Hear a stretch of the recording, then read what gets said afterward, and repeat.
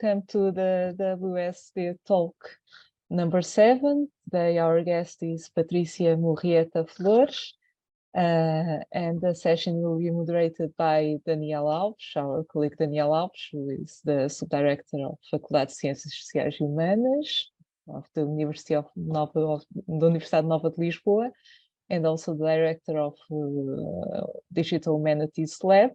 He will introduce Patricia to us, and we'll moderate this session. So, Daniel, I give you the floor now. Okay. Thank you, Carla, for the invitation to be here, for the invitation to participate in the project in the first place. It is a pleasure to see how the project is going and at a good speed, passing all the deadlines and the milestones that were defined in the beginning, and also to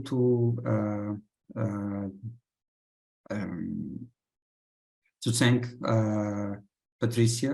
It's always a pleasure to collaborate with you and to see the results of this wonderful project that you have.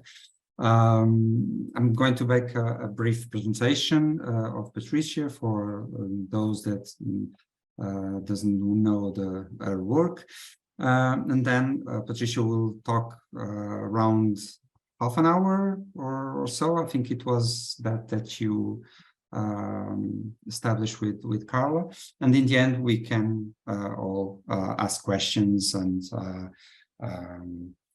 get to know more about the project. So Patricia is co-director of the Digital Humanities Lab at Lancaster University. She coordinates the project The Future of the Past, Harnessing AI for Early Modern Spanish American Collections, funded by the Arts and Humanities Research Council, and also coordinates the transatlantic platform Digging into Early Colonial Mexico. She has collaborated on multiple projects funded at European level, at UK, and also at the United States. And her primary research area is in spatial humanities. She has focused on the analysis of different aspects of space, place, and time, using a range of technologies, including geographic information systems, natural language processing, machine learning, corpus linguistics, and others. And today, she will share with us her insights on implementing artificial intelligence to study colonial historical resources. Patty, once again, thank you, and the floor is yours. Oh, thank you, Daniel. Thank you also, Carla, for the invitation and for the patience with me, because I think we had programmed this before and for some reason fell apart and so on, but thank you again for the kind invitation. It is always a pleasure to be with you. So just to follow a bit more and to tell you a bit more about my background, as Daniel said, I work in digital humanities, but I'm originally an archaeologist. Just for you to know where the actual projects come from and the ideas, I worked for in Mexico, which is my country of origin, for the National Institute of Anthropology and History for many years before coming to the UK. And in Mexico, I work in the historical, particularly in historical archaeology. But my research back then focused on the early sugar industry, on the colonial sugar plantations and the haciendas of the 16th century in the Viceroyalty of New Spain at the time. And previous to that, I also did quite a lot of mapping, particularly on archaeological sites. So I did quite a bit of work on the Mayan area in the state of Quintana Roo in Mexico, but I also did substantial work on the archaeological atlas of Chiapas at the INA Center back in Mexico as well. And so if you think about it, this work has been substantially closely related to mapping, and more specifically, part of my research was observing settlement patterns or analyzing settlement patterns. And so this led me to develop quite an interest in geographic information systems and more specifically to think carefully about the influence of social aspects of life in the development of places, and also to reflect quite substantially on the meaning of landscape, right? So my career has been a combination of landscape archaeology, geographic information systems, but at some point also substantially approaches for research in early colonial Mexico, but more specifically in this mixture between archaeology and computer science. I did a PhD on what has been called computational archaeology, which is precisely this mix between these two fields. And one of the things that I guess I have been always quite interested on has been precisely on how we use geographic information systems. I'm assuming that everyone sort of knows what GIS is, but if you haven't heard about it, basically if you have used before Google Earth or Google Maps, you have in effect used a form of light form of geographic information system. And the difference between this kind of light form of GIS and a professional geographic information systems is that beyond mapping, you can also carry out all sorts of really interesting spatial analysis of geographic information. And the reason why I always thought it was quite interesting, but also important to use this kind of software in history and archaeology is because this kind of software has the amazing capacity of holding thousands of pieces of information and analyzing them as well, right? So one of the first thoughts that I had at some point, and when I was learning particularly about this technology, was precisely the need for the kind of work that archaeologists at the National Institute back in Mexico and others were doing in terms of mapping and recording Mesoamerican sites, but to do that also for the colonial period. And the reason why I'm saying that is because in Mexico, in archaeology, we focus quite substantially on Mesoamerican period. This is to say on the encounter before, on the time before the encounter with the Spanish. But only until recently, we didn't focus that much on historical archaeology. So this obviously is due for a series of valid reasons, but working particularly on the colonial sugar industry made me realize that there was quite an important amount of information obviously in archives that has been usually used by historians, but there was no digital record, let's say, of colonial sites and settlements. And so I really wanted to kind of like have a closer look at that and to develop ways in which we could not only create a digital information to work on historical archaeology in Mexico in general, but also the research that I was doing at the time had to do with a project called the Spatial Humanities developed here in Lancaster, and a methodology that we eventually developed called geographical text analysis. And I'm going to be speaking about this later today. But then trying to bring all these things together, we met at some point with colleagues also from the National Institute of Anthropology and History back in Mexico, and from the computer science department at the University of Lisbon. And we started talking about this idea of geographical text analysis that I will tell you about in a second, but also the need to have an historical gazetteer developed for Mexico. And one of the reasons for this was because one of the things that we know about works of historical archaeology in Mexico is that this relies substantially in local and contained case studies that are, of course, necessary, but it has been actually quite difficult to do analysis at larger scales, not only due to the complexity of early colonial settlements because of the reconfigurations and historical circumstances of these settlements in the colonial era, but also because often, and you might recognize this as historians or archaeologists or people that works in the humanities particularly, that to gather information in one place can be a task of a lifetime, right? So today what I want to do is to talk about two projects that I have designed with these specific problems in mind, right? So not only to how to gather substantial amounts of information, but also how to possibly analyze this at a landscape scale. And I hope you find this interesting. So these two projects that I'm going to introduce are, the first one is called Digging into Early Colonial Mexico, a large-scale computational analysis of 16th century historical sources.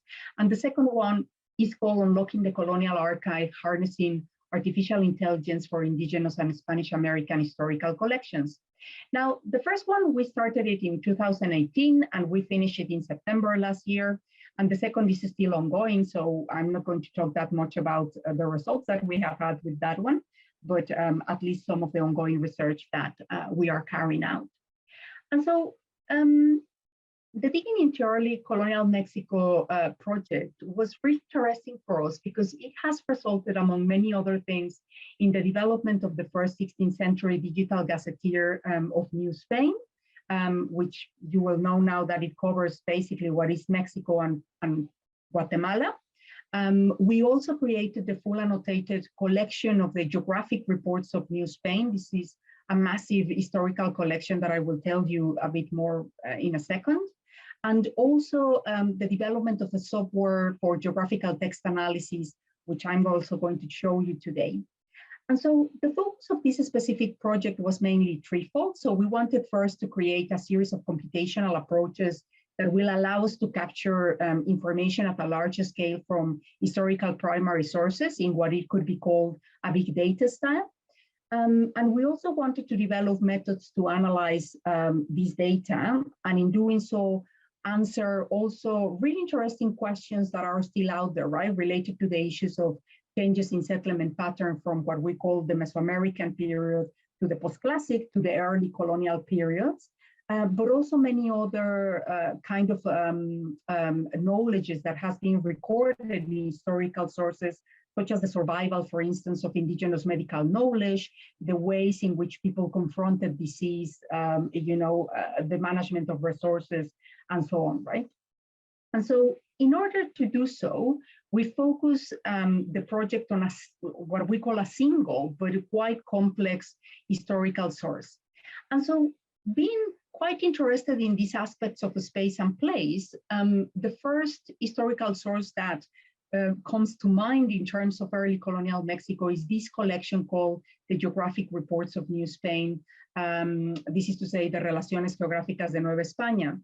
And the reason for selecting this specific source is because directly or indirectly, whether you are interested in the Mesoamerican period, particularly the post-classic or the colonial world, almost all people or almost all research, especially for some parts of Mexico, such as central Mexico, the Yucatan Peninsula, Oaxaca, Michoacán, and of course Guatemala, will touch on the information of the Relaciones Geográficas. And you will see the reason why, right? So these geographic reports are one of the major sources of information, as I was saying before, for the colonial period. And this is because it constitutes basically a massive compilation of information that was gathered between 1577 and 1585. And that is a product from a questionnaire that Philip II, who was the Spanish king at the time, orders, right? And this questionnaire aimed to compile all sorts of information regarding the colonies in the Spanish realm, including the viceroyalty of New Spain, right? And so Juan López de Velasco, who is the chronicler cosmographer at the time of the Indies, creates a version, or the final version, that contains a questionnaire with 50 questions in total. And so, as I was saying, this has as a purpose to collect all sorts of information, right? And the story behind the compilation of this historical source is actually really fascinating. But the important bit here to say is that this corpus contains thousands of pages of information about the situation of both the indigenous and Spanish communities at the time. And the questionnaire from which this information is compiled then is elaborated and then sent to every single town, villages, and so on.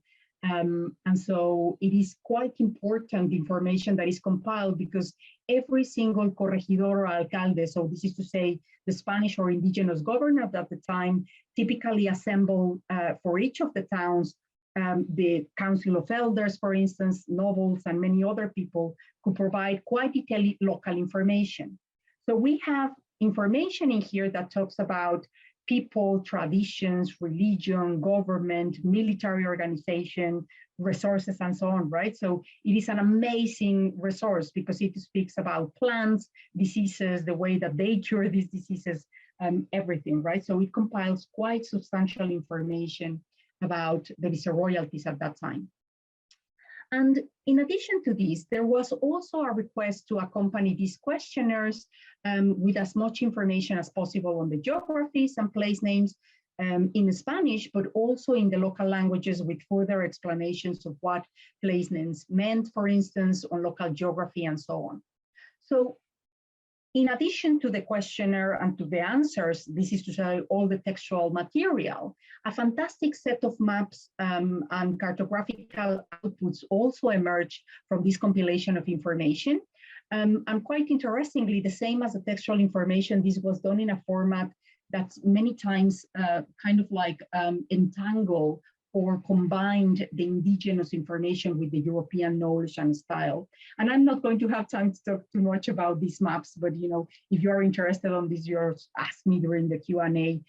I think they are really, really fascinating maps, precisely because they combine these European, but also at some point indigenous representations of the space and place. And so we can say without hesitation that the Relaciones is an invaluable resource for the study of colonial America.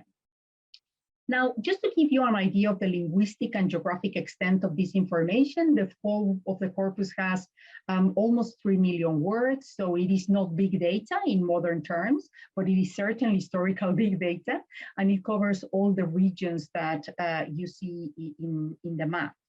So it gathers information on 50 provinces, more than 100 main jurisdictions, more than 200 subordinate jurisdictions, 400 major towns, and more than 2,000 small towns and villages. So one of the questions that we posed in the project was, how can we use this extraordinary resource, right, to carry out analysis at the scale that has not been possible before, and particularly thinking at this landscape scale. So the first challenge in looking at historical sources, as you probably know, is precisely the identification of places, right?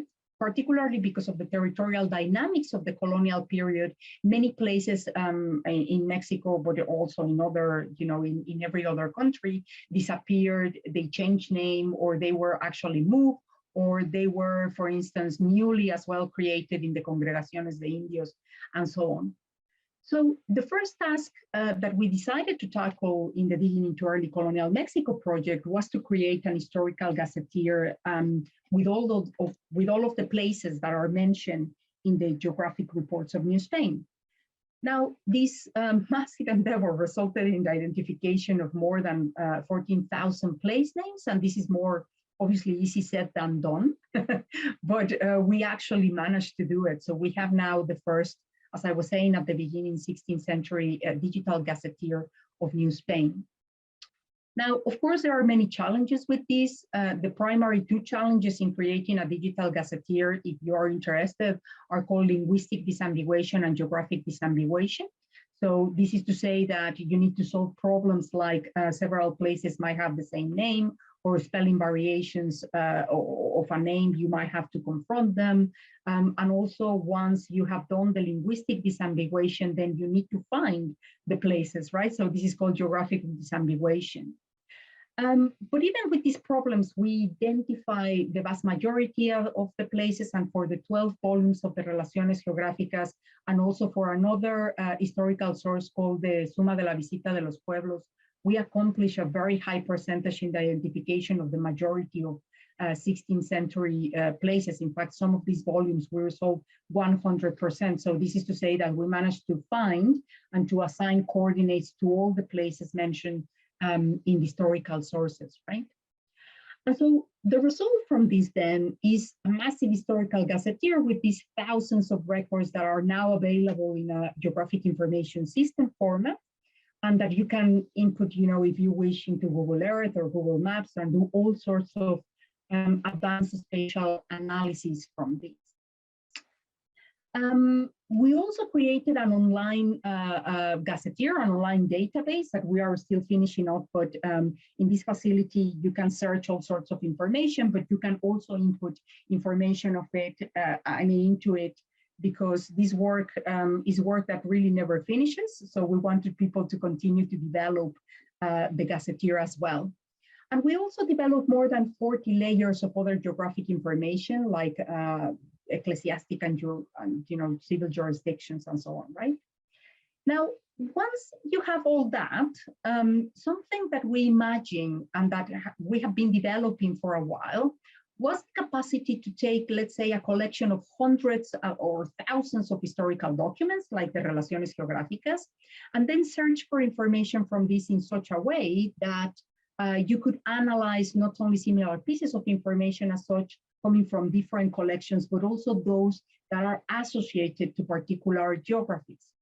And in order to do that, our research group at Lancaster created a method called geographical text analysis. And our project has created a software that allows the identification and mining of information at a larger scale from historical documents while identifying possible geographic information related to it. So this method and the software we created allows you to ask questions like, what are the places mentioned in this collection? But most importantly, you can ask what is being said, a particular topic of your interest, and whether this is connected to a specific geography. So just to give you an idea of what this does, we basically employ a combination of machine learning techniques, including natural language processing and corpus linguistic methods with geographic information sciences techniques.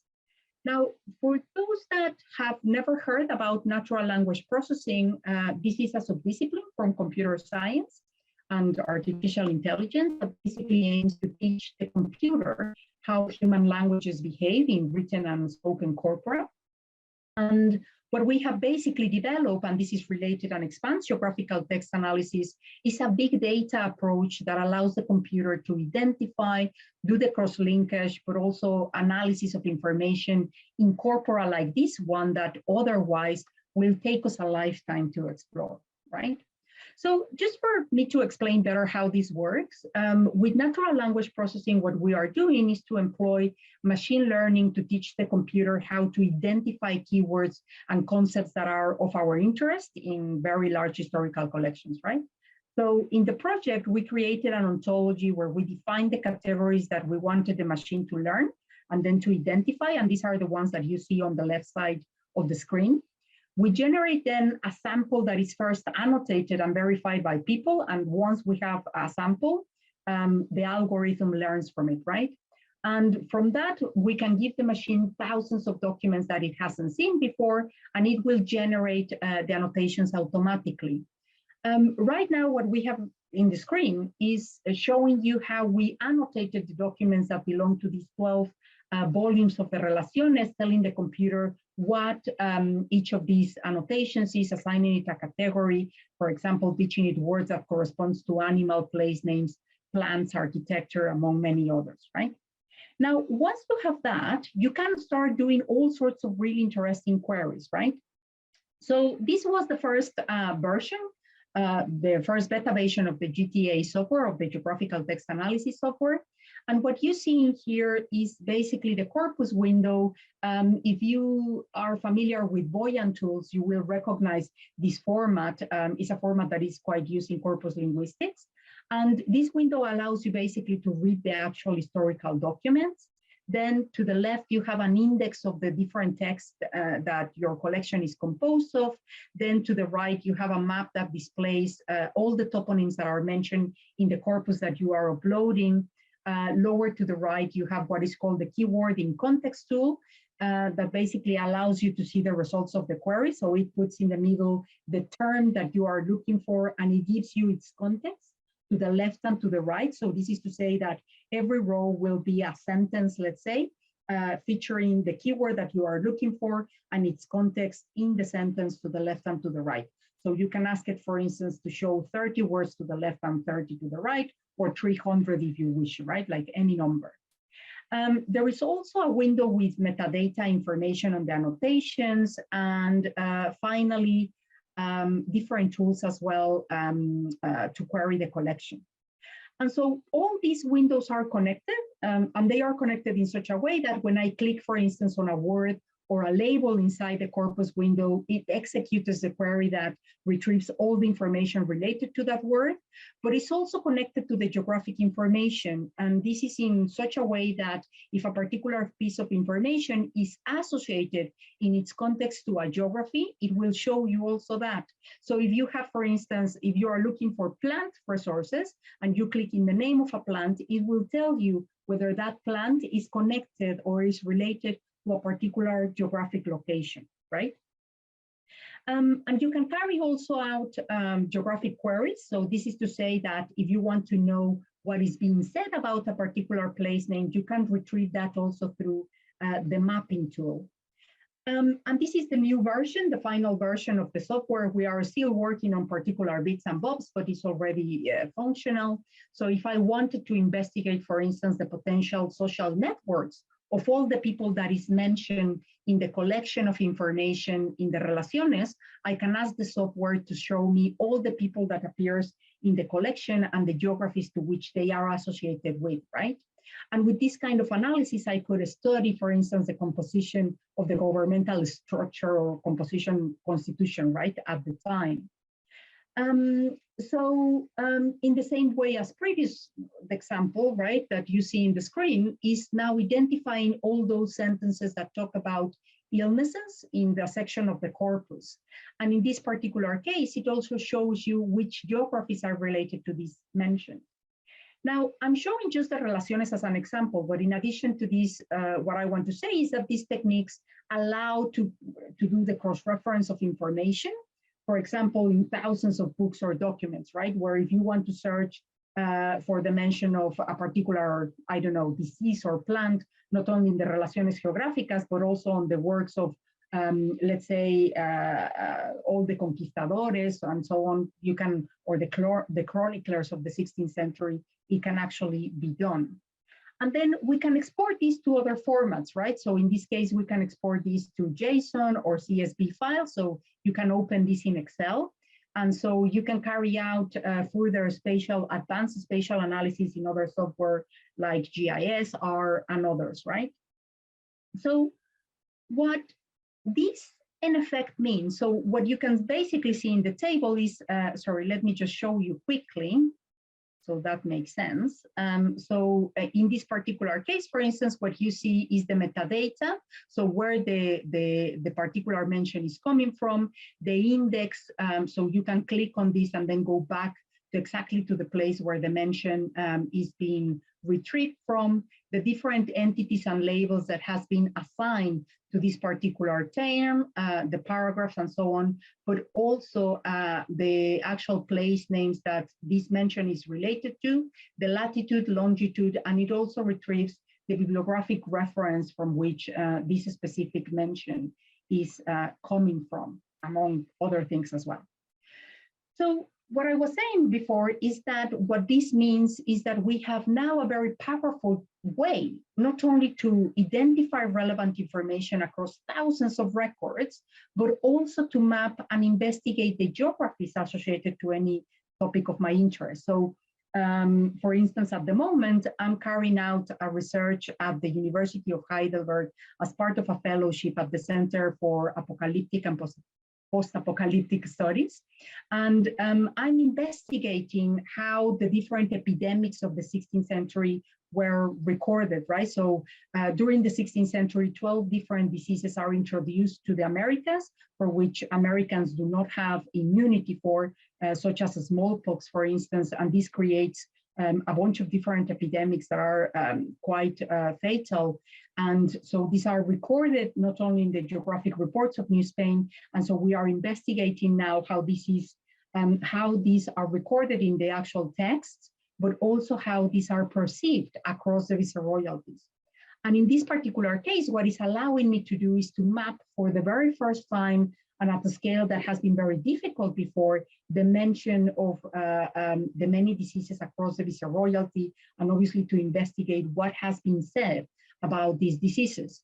Now, I'm not going to have time here to go into the detail, of the things that I'm working on at the moment, but I think we are starting to make or to be somewhere quite interesting with this technique, right? So although this is, I have to say, is still work in progress.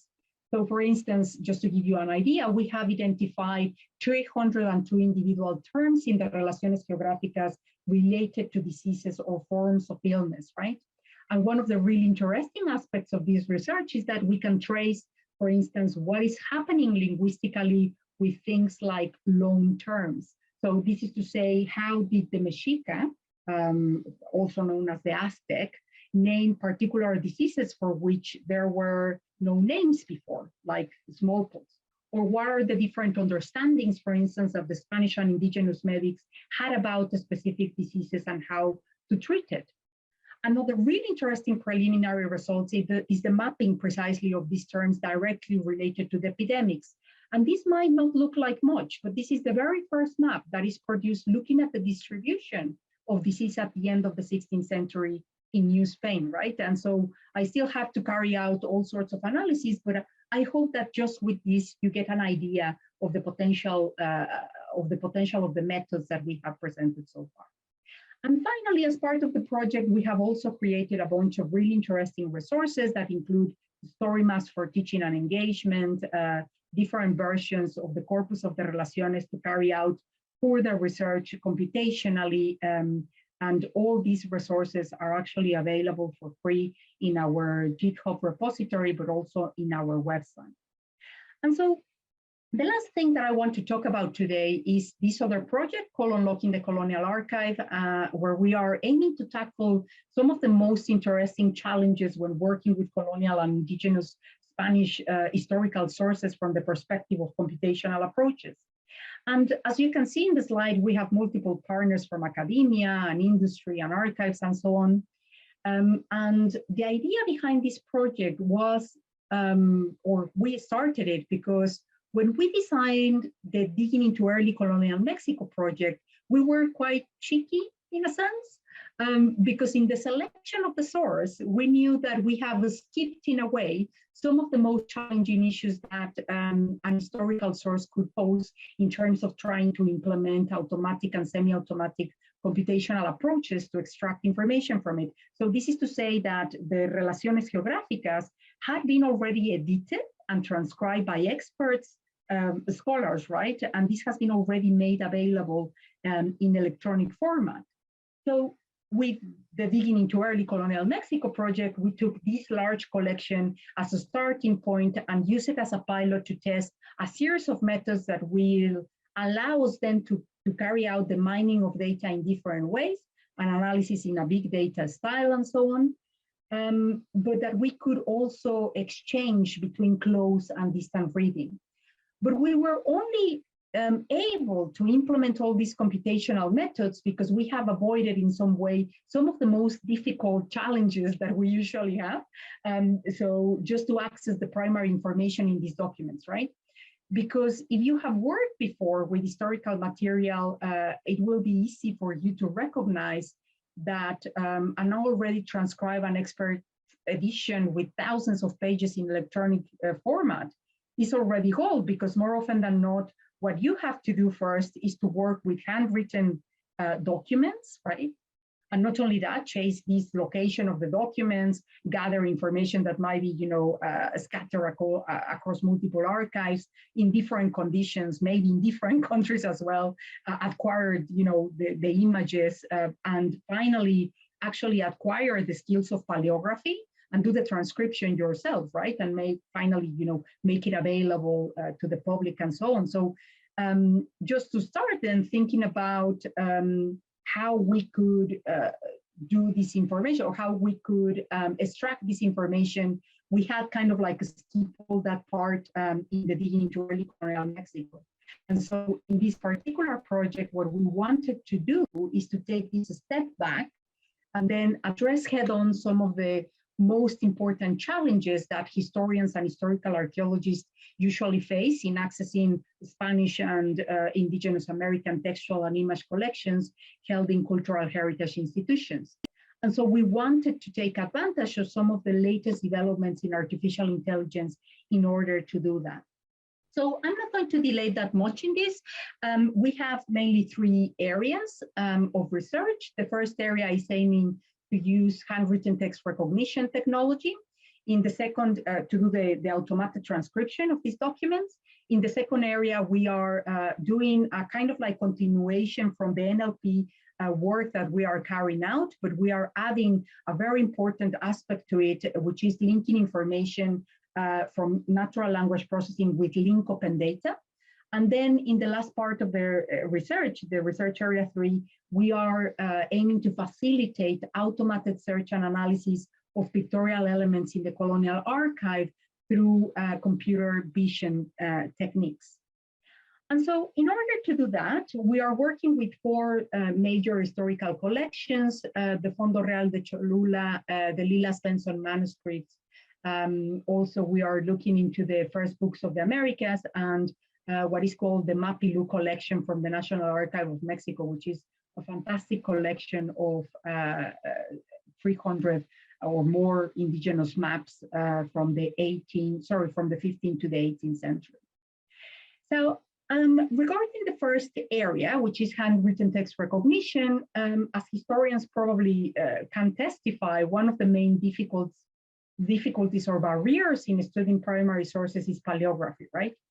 So if you have heard before about optical character recognition, which is this technique that allows you to take, let's say, running text in a PDF and convert it to just running text that you can modify, handwritten text recognition is a kind of like coding technique to OCR.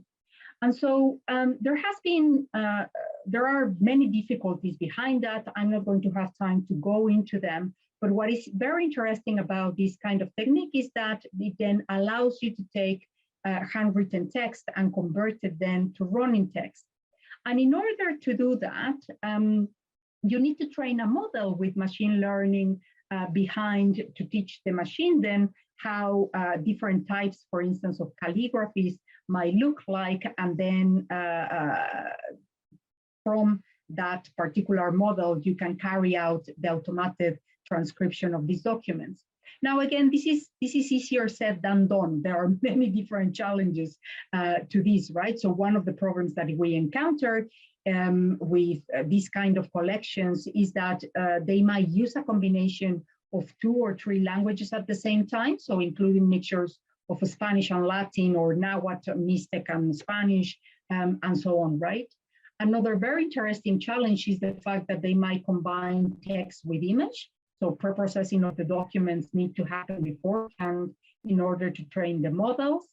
We also, encounter many different types of calligraphy, which pose a challenge, the same as encountering many different types of hands.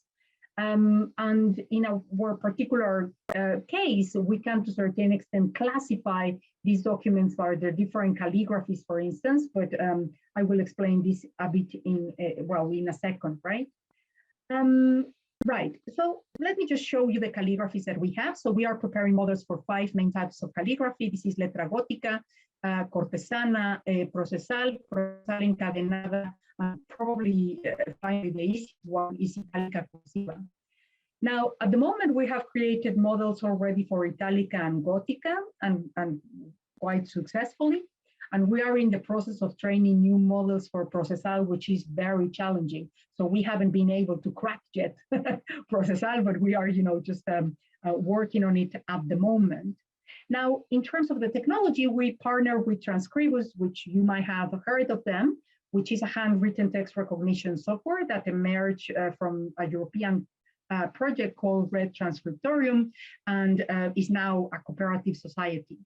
Now, Transcribus is a very interesting software because it is specifically developed for transcription of historical documents. So it's not only easy, but also very friendly to use. It also has inbuilt machine learning behind, so they have a model that you can actually implement directly.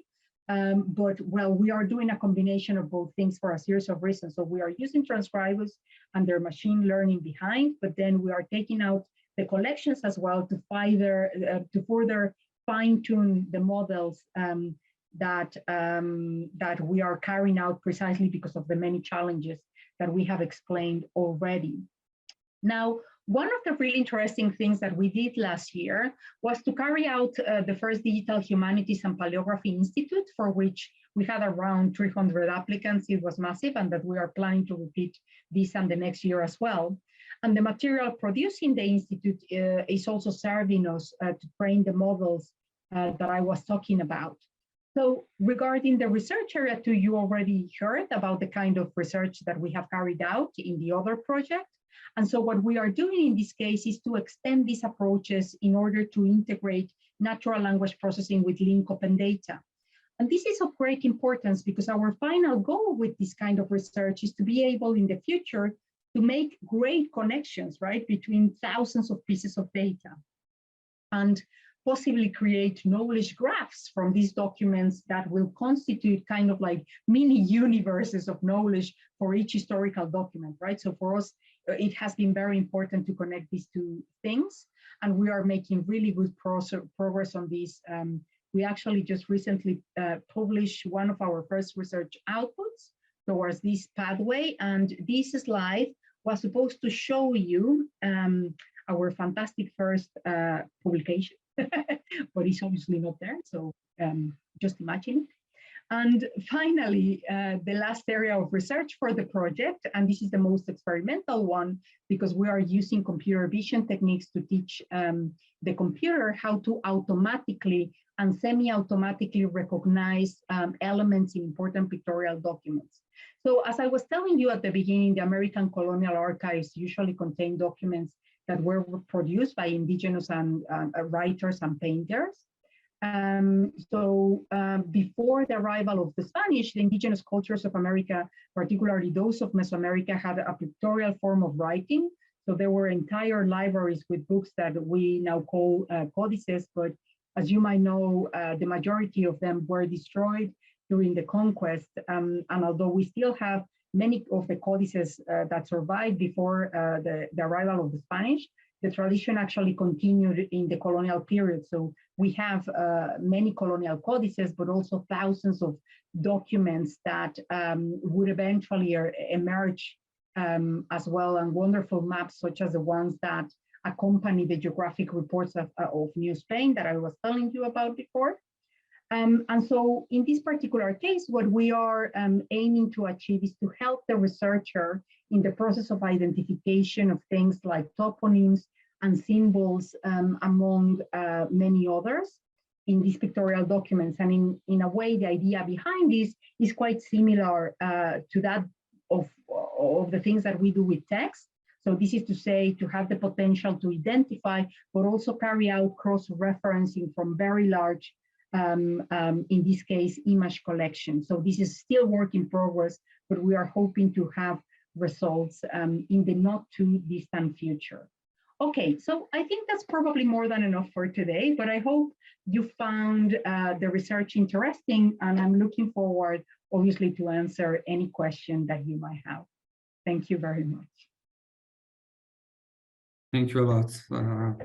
Patricia, it was very stimulating and interesting to see the results of the projects and the use of these tools. I have some questions already here, but first I would like to open to the audience. We have 14 people present, so falando em português, se alguém quiser fazer perguntas à Patrícia, estejam à vontade. Carla, also if you want to start or to say something. Yes, I have a question for Patricia. This methodology that you have been developed in both projects in digging into early colonial Mexico and now in the Unlocking Colonial Archive, how someone who's now working or developing a project that would be useful to apply this kind of methodology, how can he or she access to this methodology? Do you have, there is some way that they can access to this? Because I was thinking for instance, these methods will be very, very useful to analyze Inquisition by high courts that have a lot of of parallels with this kind of documentation, because places, people, okay, this will be very, very interesting to develop a project that could use this kind of artificial intelligence methodology to analyze this kind of documentation. And I have another question that is more direct. The models that you are building in the transcribers are public or not? Are you made them public or not? This is the two questions that I have. Yeah, no problem, Carla. Thank you. So regarding your first question, I think probably the easiest way to go about it, we have published extensively on these techniques. So you can read the papers and see whether you have any question, and obviously come to us and ask us. But we are also very happy to welcome you at the research center at Lancaster, right? So there are loads of different, I think, ways in which, scholarships and things like that, where people can just come to do a research period with us. And I think that's probably the easiest way, just to, sit down with us for, their seminars and the teaching that we do and the kind of things that we tend to organize at Lancaster, and then, just learn about these techniques. Now, regarding the software, for instance, everything is open source, so you can actually you can actually take it from our GitHub repository. We can teach you, or we can just tell you how to do all the tagging of the data, and then just input the collection that you are planning to do in the geographical text analysis software. So that's not a problem. All the rest of it, so the historical material and so on, is available for anyone to use. And the corpus as well is all available to use. So yeah, just let me know if you are interested, and we can have a chat, and maybe we can collaborate on something further, because we are always, kind of like looking into other cases as well, to bring other people as well to use this kind of development.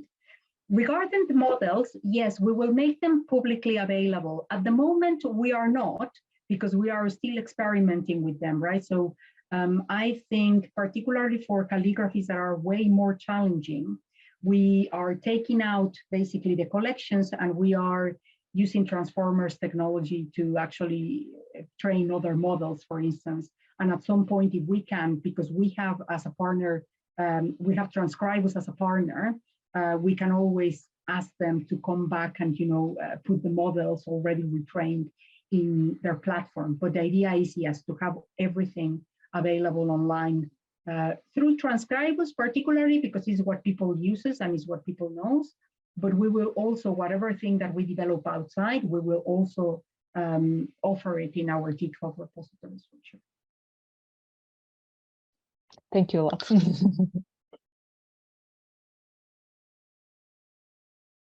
Any more questions?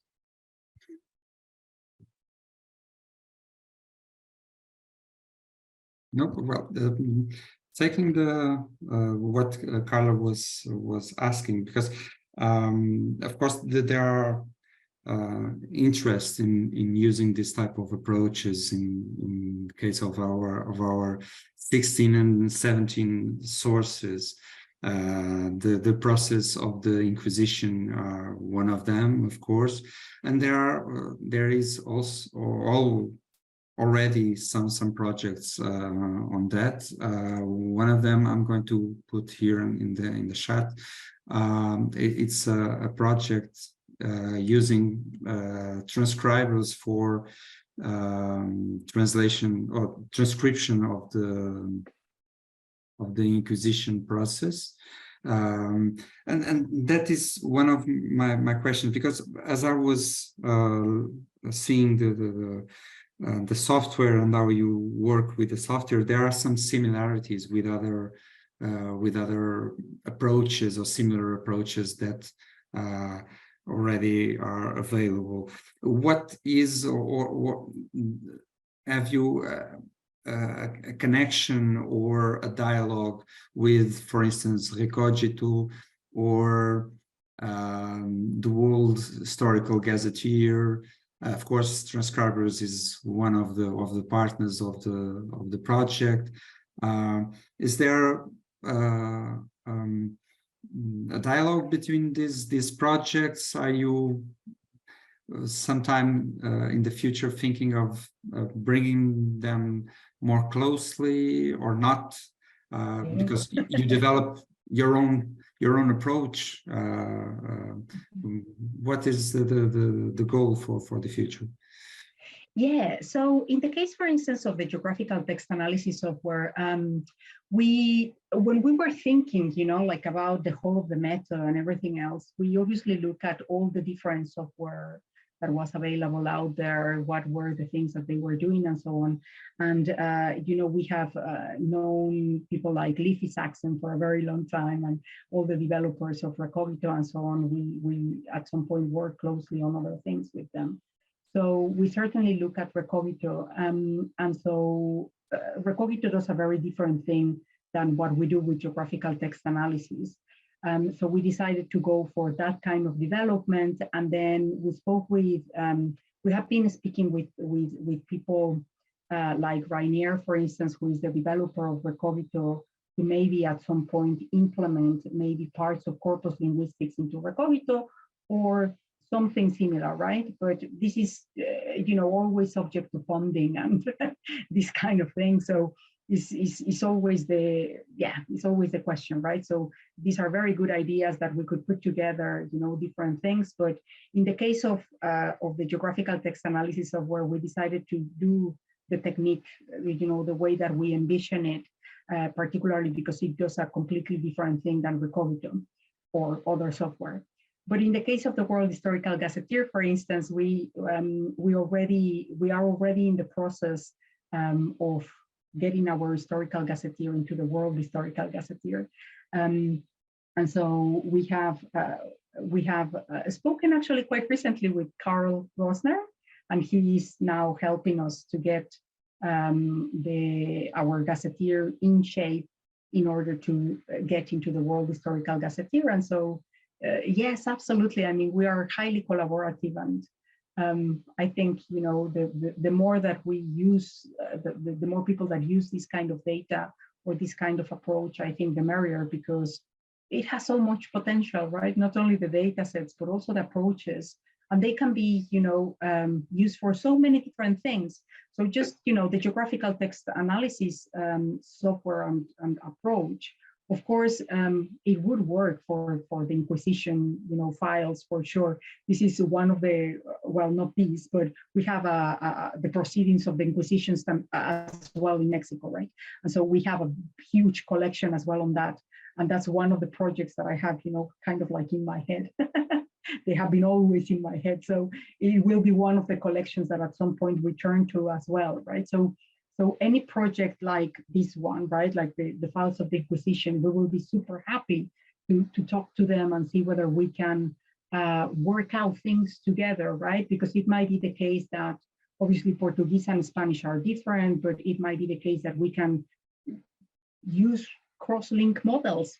I don't know, we haven't, tried it. So why not, speak about it and see whether we can actually help each other. But yeah, I think, all these kind of projects where we are aiming to kind of like walk towards the same set of goals or similar goals, I think is very important to communicate and, to be able to share not only resources, but also research, right? Because I don't think you ever really kind of like repeat research in a way. It's very difficult for us to do the same kind of thing as other projects, but there are particular steps that we can actually help with. So just to give you an example of that, we created this massive gazetteer, right? And it was a pain. It was literally a pain to create it. It was really worth it, but the steps, everything was so difficult and there were so many things to learn. And one of the things that we didn't encounter, for instance, was any kind of documentation from people creating historical gazetteers, particularly that we could use as guidance, right? So I'm not saying that people hasn't researched on that. Of course, there are actually books on the creation of gazetteers, but not historical gazetteers, for instance, right? And so we encounter so many difficulties with that, and we created a white paper that you can access from the GitHub repository, just documenting every step that we did, everything that we found, all the different solutions that we gave to different problems. So other people that is interested in doing historical gazetteers have to suffer a bit less, right? And so I think with natural language processing is a bit the same, right? So there are so many things that can go wrong, and so many things that do go wrong, and so many things that you need to learn in order to implement these things, that, you know, I think is worth it to not only document, you know, have very, very good, not only metadata, but also step-by-step guidance of what you have been doing, how you do it, how you solve problems, and so on, but also, yeah, communicate quite strongly with other projects as well. I think we have so much to learn from each other, and so much pain to avoid. Yes, and that is, I think that was probably the interest of my question, because when I mentioned that project about the Inquisition is precisely because I don't think they have developed, probably because that was not the interest of the project, the cartographic part of the project, so the geographical part of the project, and I do think that these projects can communicate with each other and then take advantage of what you have already developed, because I know your work and Lancaster work for many years, and I know that you have done great developments in this. But also there is a question here about the challenges behind. I think you already said that some things are not as easy as we sometimes put it. Of course, there is a lot of work behind the curtain for each of these tools. But one of the things is that I want to ask is, how about the reuse of these for the corpus? Is it easy now that you have trained the machine, now that you have put the machine to learn? Now it's easier for you to change the corpus and get the same results, or do you have to train the machine every time you change the corpus of the sources? That's an excellent question, Daniel. So, okay, so in the case of natural language processing, for instance, is as simple as just using the model that we already created, right? But there is a caveat there, because it works like a charm now with the categories that we assign, right? And so that's perfectly fine. But this particular collection, for instance, the Relaciones Geográficas, have a very specific set of information, right? So you have mainly economic, social, and political information. You also have, to a certain extent, religious information, but not that much about that, right? So just to give you an example, if you were to now, let's say, tag or annotate a different corpus, so let's say the Florentine Codex is a fantastic codex that is created, well, it is called a codex, but in reality it's a book with paintings as well, that is created in the 16th century by Fray Bernardino de Sahagún, is the kind of like opus magnus of the society, the Mexica, the Aztec society. So it talks about all the cosmovision of the Aztecs. So this includes things like how they are taught at school. They include things like who are the gods, right? What are the kind of like things in terms of religious festivities that they carry out? What do they sacrifice? What are the kind of like belief systems behind, and so on, right? So if we take that kind of corpus and we pass it through the NLP, it will work. It will catch names of plants, people, you know, resources, and so on.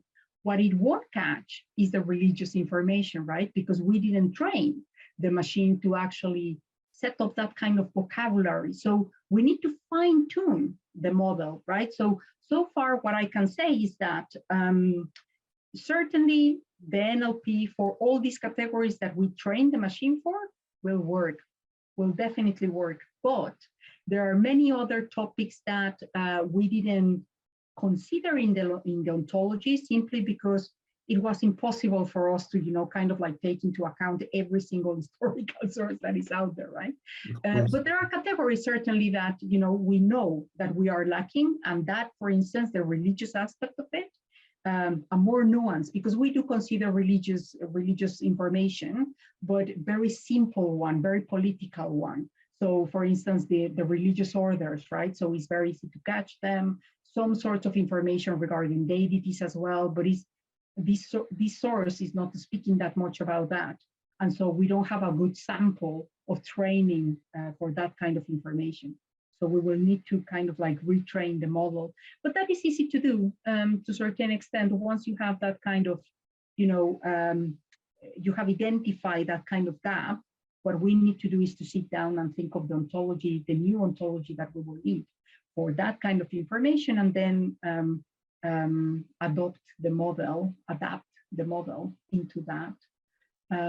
So yeah, it is possible, and we will do it eventually. I think it is a kind of technique that we will continue to develop and update and everything else. And there are so many corpora that I have now in mind, and that my colleagues as well have in mind to input that.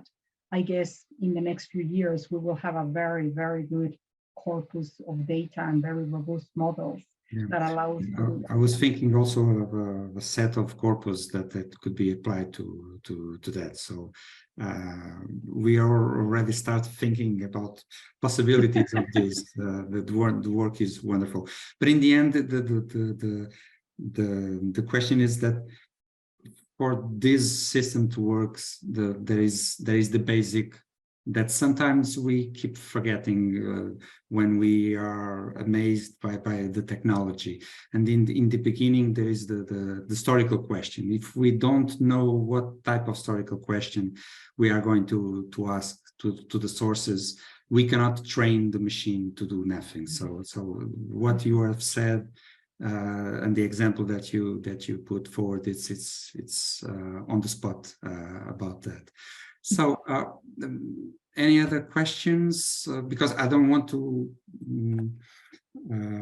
make all the questions here, but so probably people want to go for dinner, but I'll be probably or to I'll ride be a happy to bicycle. answer questions. But if you want to send me an email, or talk about the projects that you carry out, and you might want to know more about the things that we do, just feel free to get in touch. Inspirational, because I was thinking a lot of documentation that could be worked with this kind of methods, and I think that we will keep in touch because we have a lot to to speak. Sure, absolutely, So, yeah. And thank you everyone who joined us today. The WSD Talks will be back in July. We'll announcing the social media soon, the next WSD Talks. So see you soon, and thank you a lot. Bye. Thank you. Thank you all as well for making time before dinner Thank you, to hear about my research. Thank you. Right. Thank you, Patricia. Thank you. See you then. See you. Bye.